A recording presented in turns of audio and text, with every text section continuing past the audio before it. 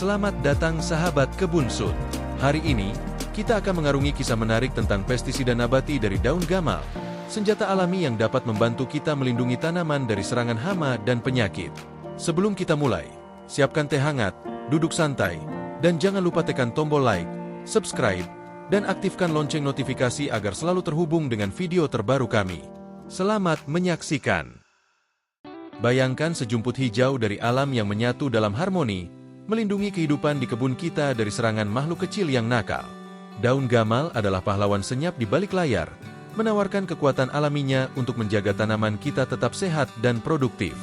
Kalau daun gamal ini bisa bicara, mungkin dia akan bilang, "Tenang kawan, aku yang jaga di sini." Daun gamal adalah tanaman yang kaya akan senyawa aktif seperti tanin, saponin, dan flavonoid.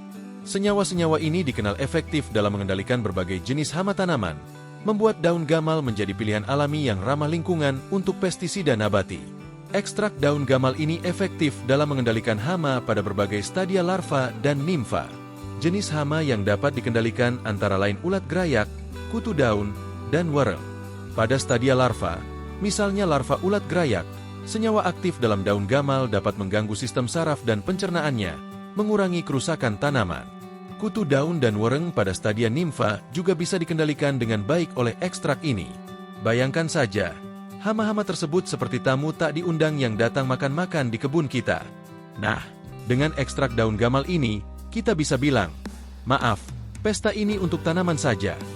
Penggunaan langsung ekstrak daun gamal tanpa fermentasi memiliki beberapa kelebihan. Pertama, metode ini ramah lingkungan dan tidak merusak ekosistem. Kedua, biayanya lebih ekonomis dibandingkan dengan pembuatan melalui proses fermentasi. Ketiga, proses ini tidak memerlukan waktu fermentasi sehingga dapat segera digunakan. Namun, ada juga kekurangannya. Ekstrak ini mungkin kurang efektif dibandingkan dengan ekstrak yang difermentasi karena kandungan senyawa aktif tidak meningkat, dan perlindungan yang diberikan bisa lebih singkat, sehingga perlu aplikasi ulang lebih sering. Ibaratnya seperti punya tameng yang butuh diisi ulang lebih sering, tapi tetap ampuh buat melindungi. Untuk membuat ekstrak pestisida nabati dari daun gamal tanpa proses fermentasi, Anda memerlukan 100-150 gram daun gamal, 250 ml air, 250 ml minyak tanah, dan 50 gram detergen.